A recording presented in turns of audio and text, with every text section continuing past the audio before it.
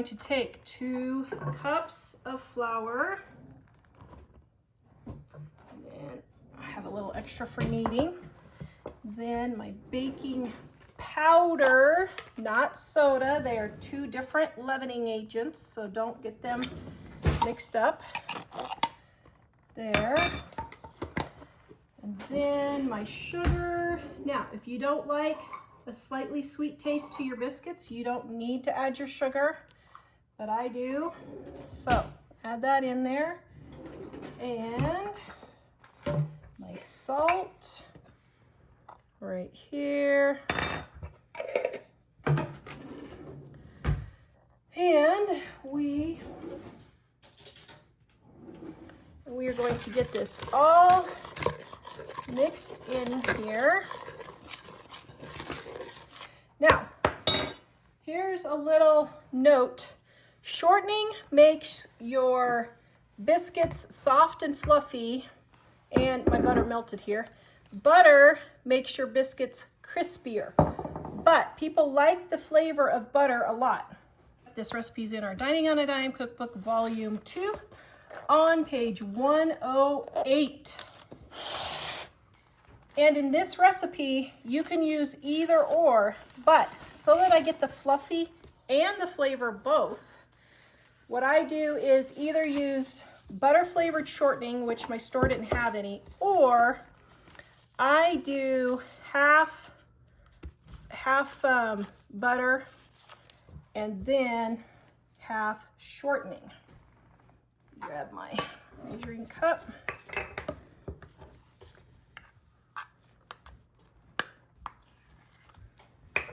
Okay, I need a half a cup, and this is a 1/3 cup measure, so I know that that's about right. So then what I'm going to do is I'm going to take my fingers and cut in my shortening and butter. I just mash it through my fingers to get the big pieces of shortening mashed into the flour. So that way I'm not dirtying another utensil, and I just do it really quick and just go through my fingers just like that. This is my homemade buttermilk. I'll show you real quick how I make it. Dining on a Dime, Volume 1, right here, page 389, the recipe for buttermilk. I also have the link in the description below for how to make homemade buttermilk. You do not have to buy buttermilk. If you have a half a cup of buttermilk, which this is 1 cup, so I only need half of this, you just need to take regular milk. Now, this is full fat regular milk, okay? It was in the freezer. I just defrosted it, okay? I don't even dirty a bowl to do this. Then take your whole fat milk, your buttermilk, okay, just half of that. Then just stir it around like so. Let it sit on the counter. I love these plastic canning jar lids. I put a link in the description below. Let it sit for 24 hours and it will turn into buttermilk. By making your own homemade, it is $1, well, not even $1, about 50 to 75 cents, depending on how much your milk is. Compared to, for this same amount, is $2.50 to $3 at the store. Milk. Okay, so this is 24 hours later. You can see it is nice and thick. Now, sometimes it does separate. Don't freak out, just stir it up. This is basically the beginnings of yogurt is what it is. But now you've got your buttermilk, just store this in the fridge. Save a half a cup. So like when your jar gets down to about here, yes, that's white paint. When your jar gets down to about here, just add your milk to the jar, unless you want a fresh jar and clean a jar, but add this much milk, this much buttermilk, set it out for another 24 hours and you're good to go.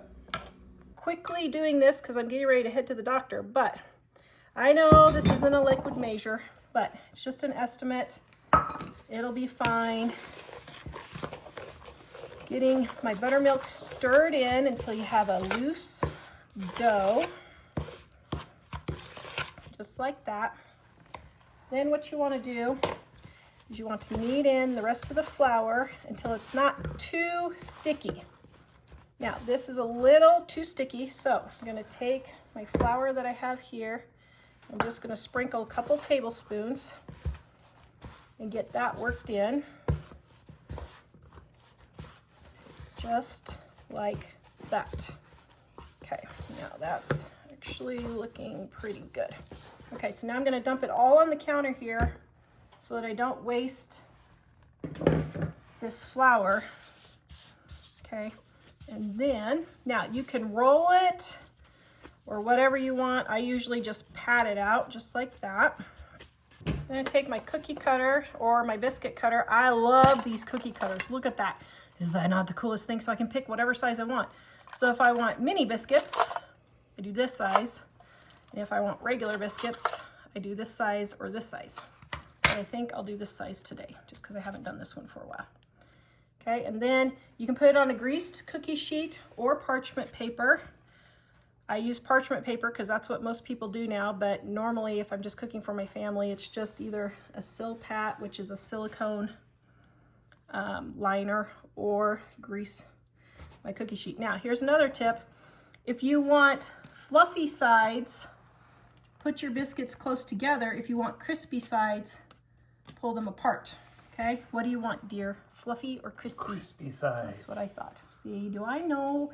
After 30 years, I have finally figured it out. I like the crispy, which is why Mike's Biscuits use all butter. In volume 1, Mike's baking powder biscuits.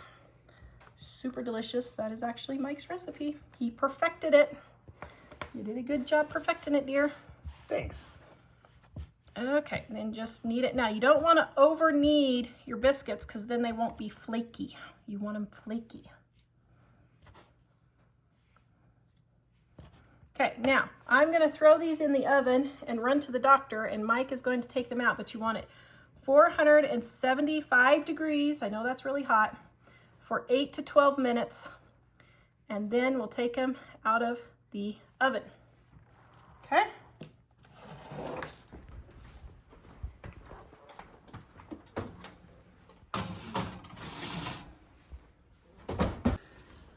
All right, now my handsome hubby is going to taste test.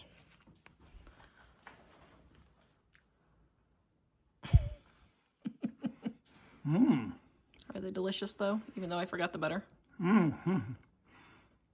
There's nothing wrong with these. Delicious biscuit? Did you use part butter and part shortening? Because it's really fluffy, but just a did. slight amount of crunchy. I did. It's very delicious. Yay! Yay.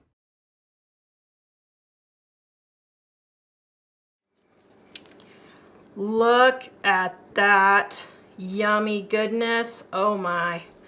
Oh my. That is the perfect biscuit. This recipe uses self-rising flour that already has the baking powder and salt in it. If you do not have self-rising flour, all you have to do is add your salt and baking powder, not soda. This is how you measure baking powder. You put it in there, scrape it along the side, just like so. Then whisk your self-rising flour or your flour and your salt and your baking powder together to get it nice and fluffy.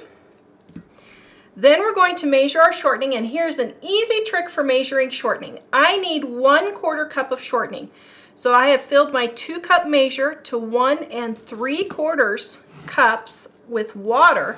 Now remember, water and oil don't mix. So I'm putting my shortening in until it rises. Can you see right there the 2? And that will be a 1/4 cup of shortening. If you need a 1/2 cup of shortening, just put 1 1/2 cups of water in. Right there we go. Then you're going to take your shortening out of your water, let it drain, and put it in your flour. Next,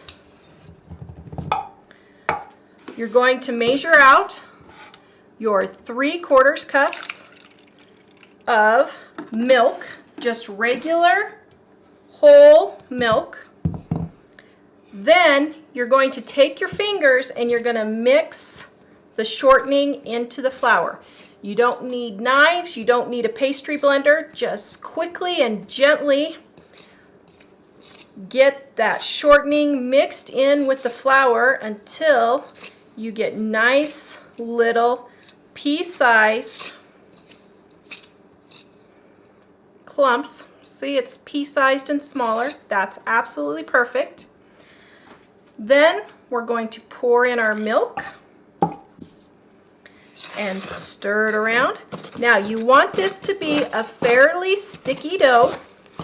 You don't want it too dry. If it's too dry, add 1 to 2 tablespoons of milk until you get it to a nice consistency. If it's too sticky, then just add a little extra flour. You're going to put this on your floured board or floured counter, and you're going to knead it just until it's nice and smooth. See how nice and smooth that is? Then you can use a rolling pin, but why dirty something that you don't need to dirty? Then you're going to press it out. You're going to take your biscuit cutter and push straight down and lift up. Look at that. That is absolutely perfect right there. Don't twist or turn. You want to just straight down and lift. If you don't have a biscuit cutter, don't worry, just pick off a piece of dough and just bring it together. Mine was a little falling apart there. Bring it together until you have a nice little biscuit like that. Okay? And then you can just make it with your hands. You don't even need a biscuit cutter.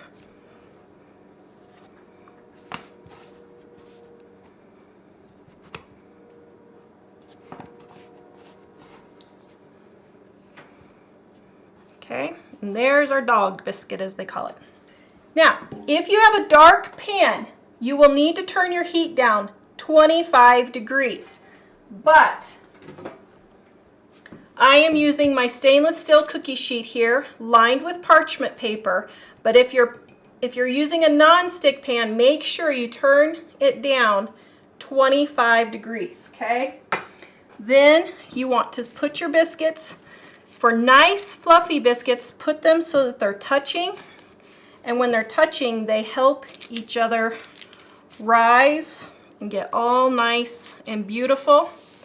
We're going to put this in a 500 degree oven. Yes, I said 500 degrees. That was not a mistake. For 10 to 12 minutes until golden brown. Here is our yummy biscuits. You want to hold on to your parchment so they don't slide. But look at this. Look at that yummy goodness. Oh my. Oh my. That is the perfect biscuit. There you go. Oh, isn't that delicious? Okay, we're going to put a nice blop of butter. Wow. I know my boys are going to devour these in 5 minutes. This recipe is in the description below. Hello, today we are making 2 ingredient biscuits. These are super easy. It uses heavy whipping cream and self-rising flour. Yes, just 2 ingredients.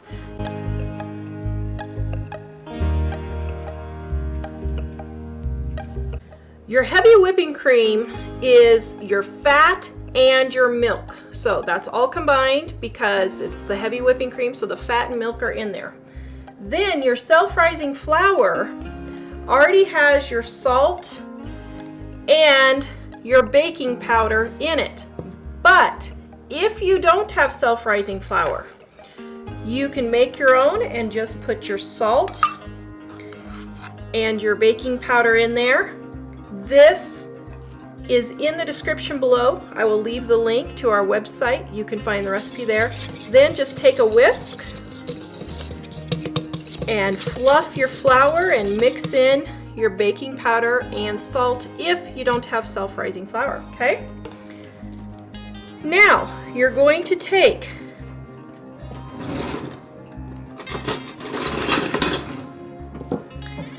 Now you're going to take your whipping cream and you're going to start with the lowest amount. Now this is 1 cup of flour to approximately 1 to 1.5 cups of whipping cream. Start with 1 cup and see how your dough looks. Now, if it's too dry and doesn't come together, you want to add more whipping cream. If it's too moist and just super sticky, then you want to add just a little bit more flour. Now, honestly, this looks actually almost perfect. So let me show you the consistency. Can you see how that's pretty sticky? See how it's sticking to my fingers? That's pretty sticky. Okay, so then you're going to take more self-rising flour, sprinkle it on your board,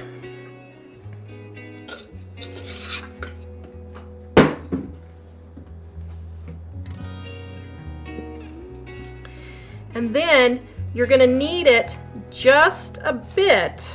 I mean, you don't want to knead in too much flour, so I think I already have too much flour. But just knead it in until you get a nice smooth dough, but not too smooth. Or not too dry, I should say. You want it smooth, but not dry. And you can still see how it's still kind of sticking to my fingers, but it's smooth. That's where you want it, all right?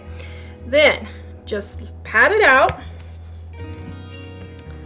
And you're going to cut it out with your biscuit cutter. Now, if you don't have a biscuit cutter, you can pull pieces off just like so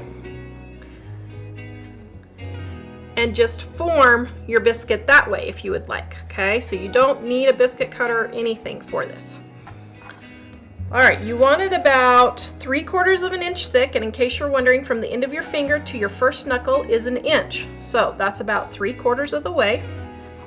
And then just push straight down and lift up. Don't twist. See, just like that.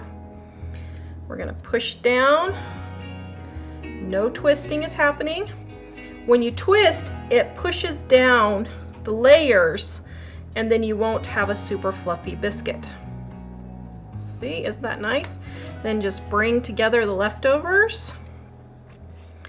Pat them down 1 or 2 more times. Nice. And then this one will just form a nice little biscuit. Now, for your pan, you can use a regular baking pan like this. This is a non-stick. If it's a dark pan, you will need to turn your heat down 25 degrees. Dark pans cook hotter, and so you need to turn your heat down 25 degrees. I'm using my great-grandmother's iron skillet here, and if you have a pan that needs to be greased like an iron skillet or a pan that's not a non-stick pan, just put a little bit of oil in there. I just use shortening. Or you can just put it on a piece of parchment paper or you can put it on a cookie sheet lined with parchment paper. Now we're going to put all of our biscuits in here fairly close. You want them touching because that helps them rise and it makes a nice fluffy biscuit. We're going to put this in the oven at 500 degrees. Yes, that is not a mistake. 500 degrees for just 8 to 10 minutes, and then we'll show you our yummy biscuits. This video is brought to you by our Dining on a Dime cookbook. Quick and easy recipes to get you in and out of the kitchen fast and save money at the same time.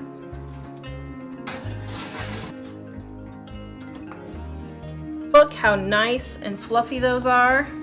This recipe can be double, tripled, or quadrupled.